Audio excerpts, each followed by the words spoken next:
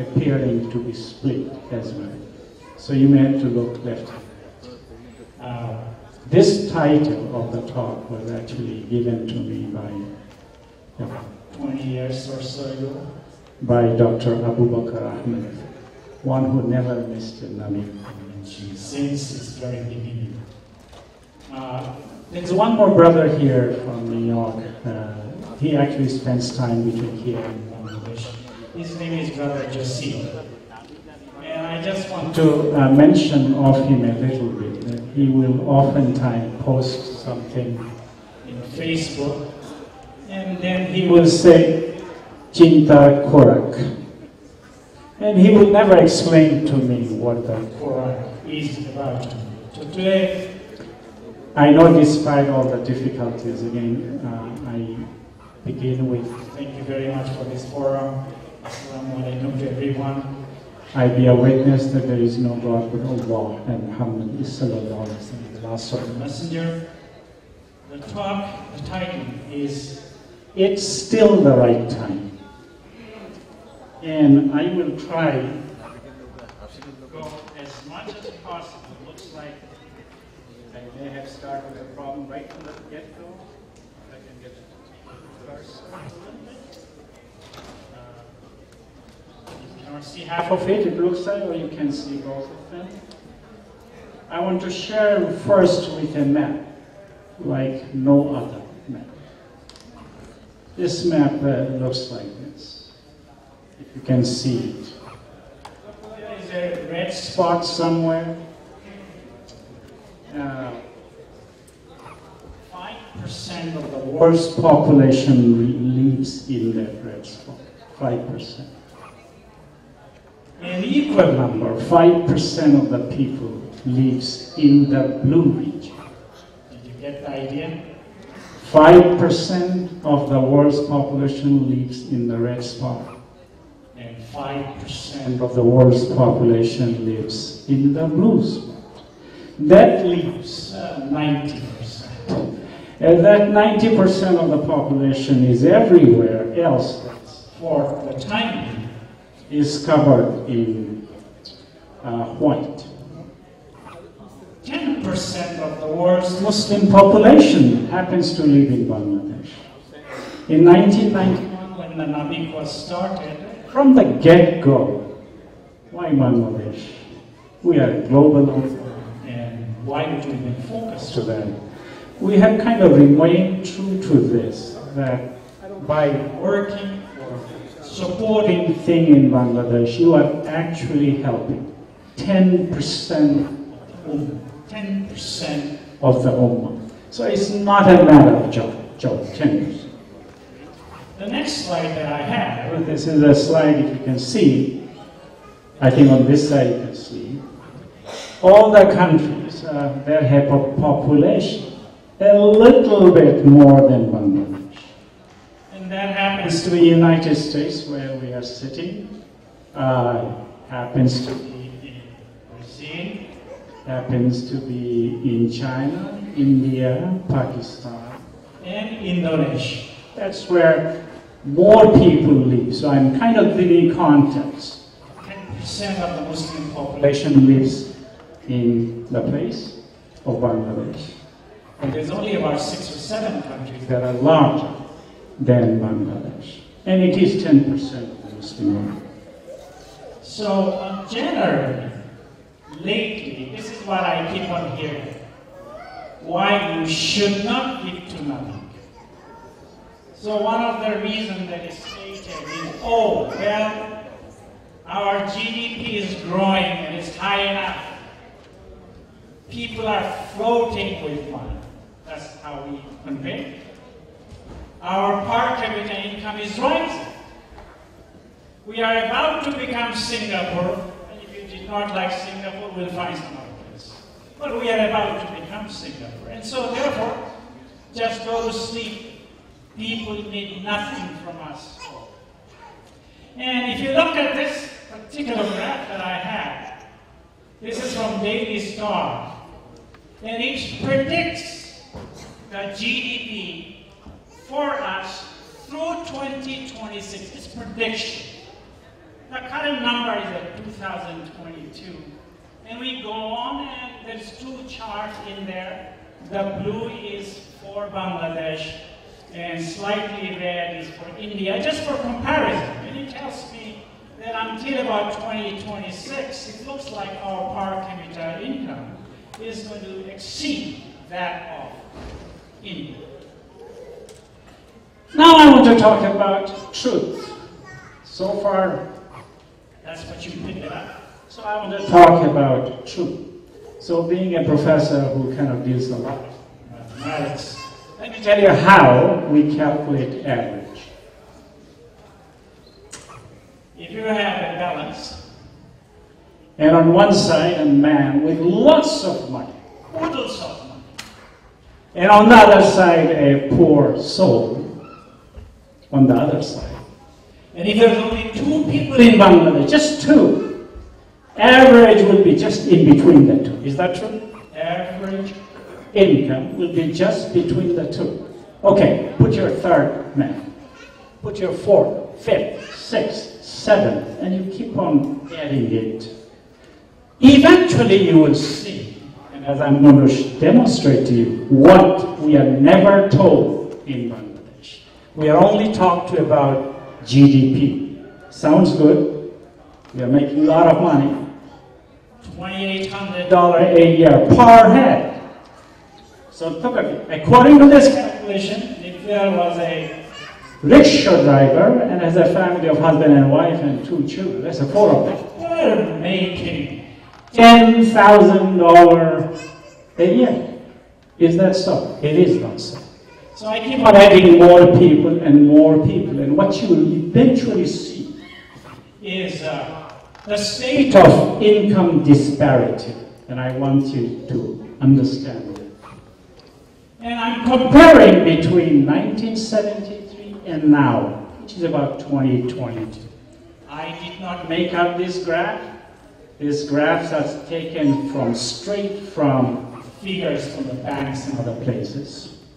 What you see here is that in 73, 74, that's literally 50 years ago, the richest 10% in Indian Bangladesh had 28.4% of the total wealth was in the hand of the richest 10%.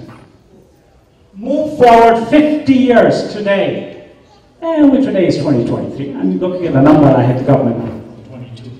Now, top 10% of people owns 40.92% of the wealth. Did you see what I'm trying to say?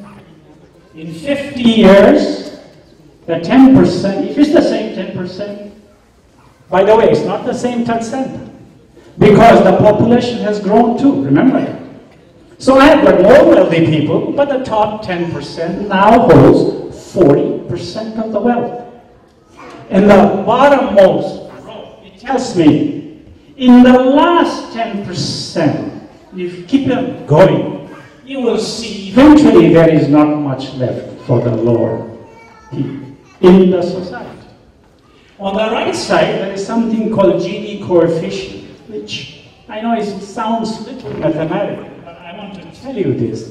The Gini coefficient in 73, 74 for Bangladesh was 0.36.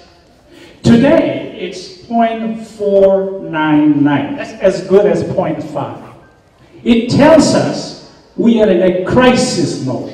The disparity between the richest and the poorest at the current time is worse than most countries in the world. The top 10 and the bottom 10%. That gap is possibly worse in the world at current point in time.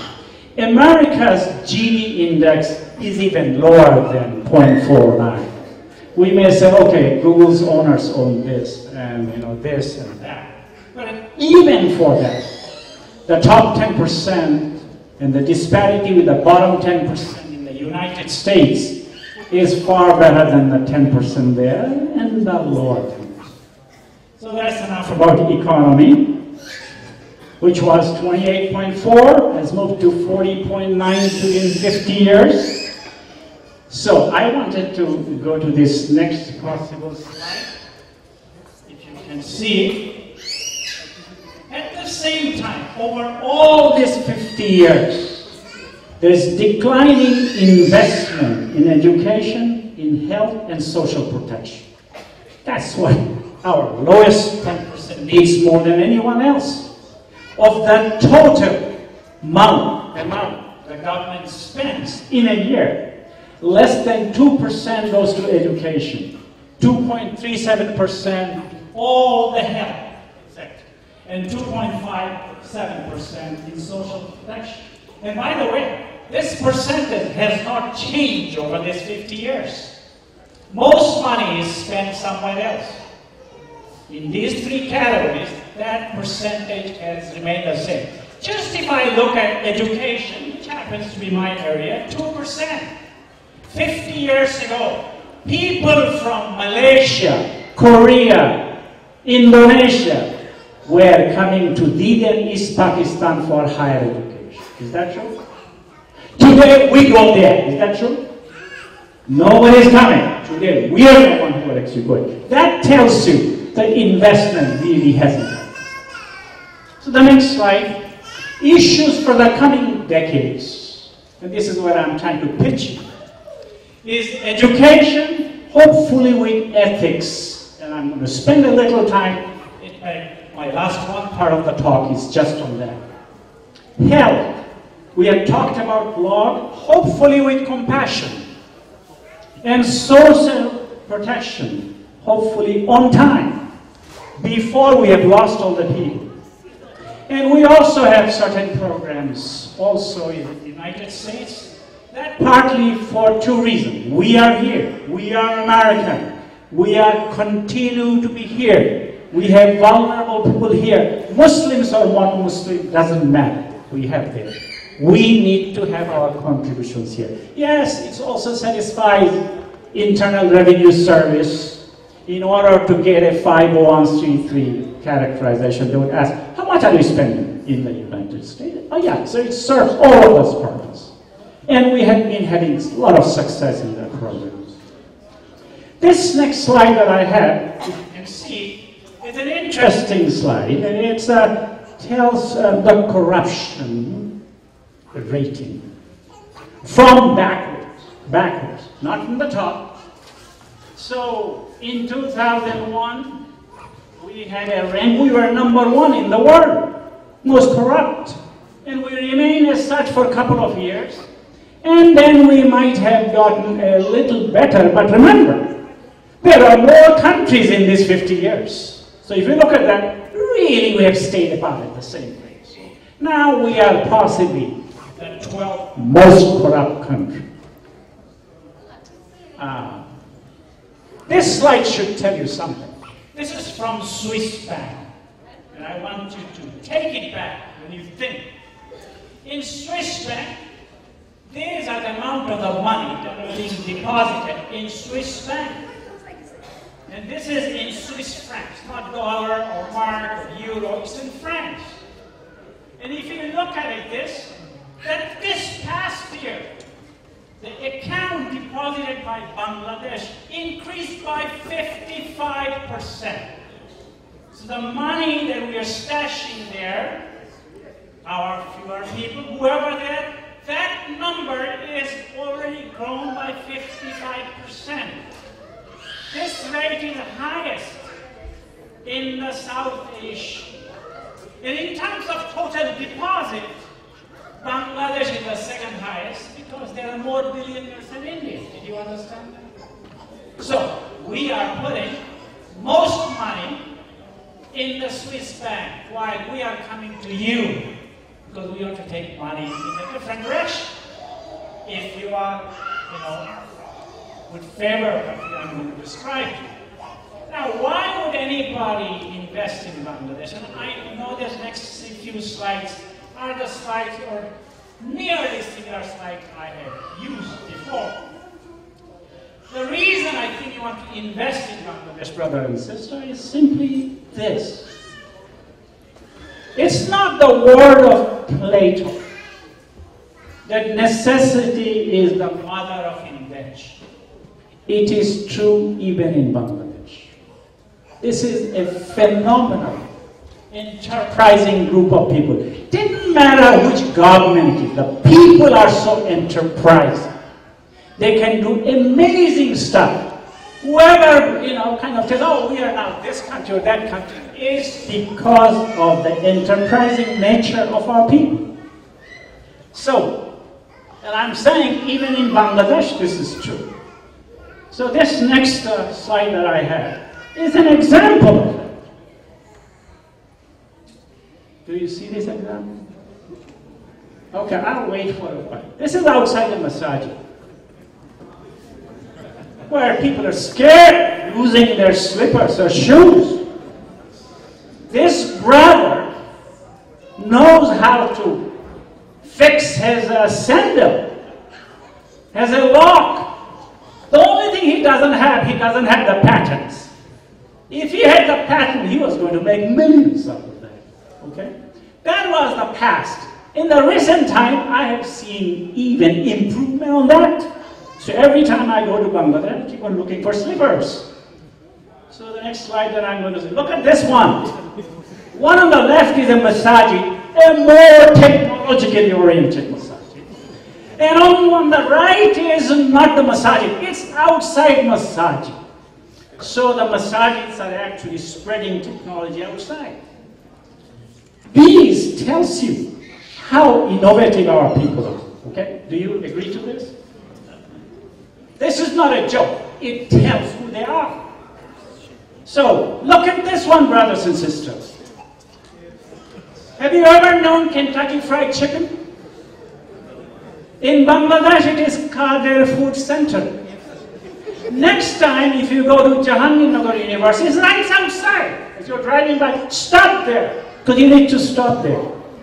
You see, it's KFC. That's Kader Food Center. Cornell Center in Kentucky. He's dead already. If he was alive, he would have had a heart attack if you saw this. That's what we are. Let me look one more.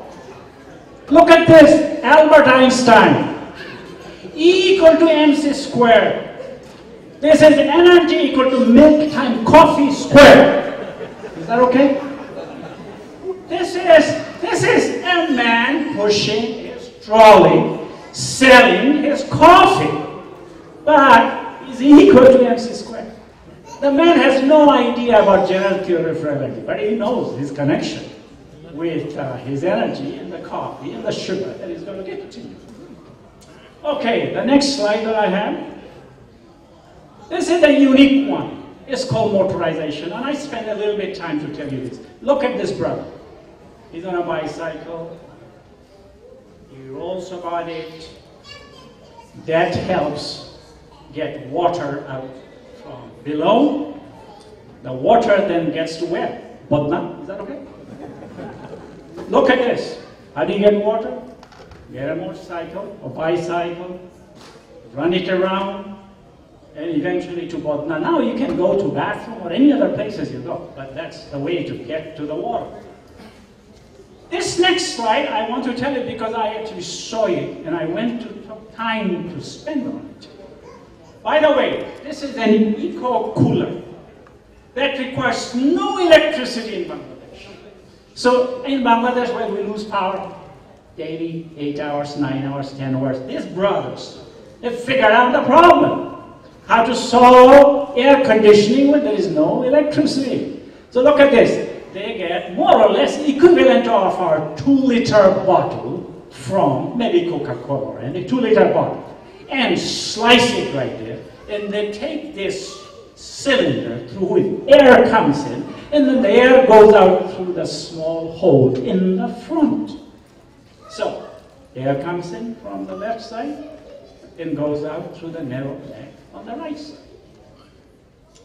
This is actually, and I'm not making it up, they would put hundreds of them. This is right, you can see a screen where the air is coming from outside, and look at this in mechanical engineering terms. The air comes to the bottom, it gets compressed here. Therefore, it increases in speed. It goes to the vortex and comes inside. You think this brother has understood mechanical engineering? He did. Okay? Okay, I have one more slide, maybe on this one. Look at this one, brothers. This is created by Dhulaikal Bigyani Samstha. A motorcycle naam hocche chute jai. This motorcycle is made completely out of wooden plank. Yeah, there are some gears. But I'm only putting it up in there to tell you, brothers and sisters, no matter what happens in this country, the people are enterprise. You invest in them, they can turn gold. That's all I'm trying to convince. So, my last part, footprints of Nabic. This is summary of everything that has been said so far. 3 hospitals we have been running, 19 clinics that we've been running. One of the clinic is floating on water. That's a total of 3 hospitals and 19 clinics. Rohingya Health Center and School. Ethics education.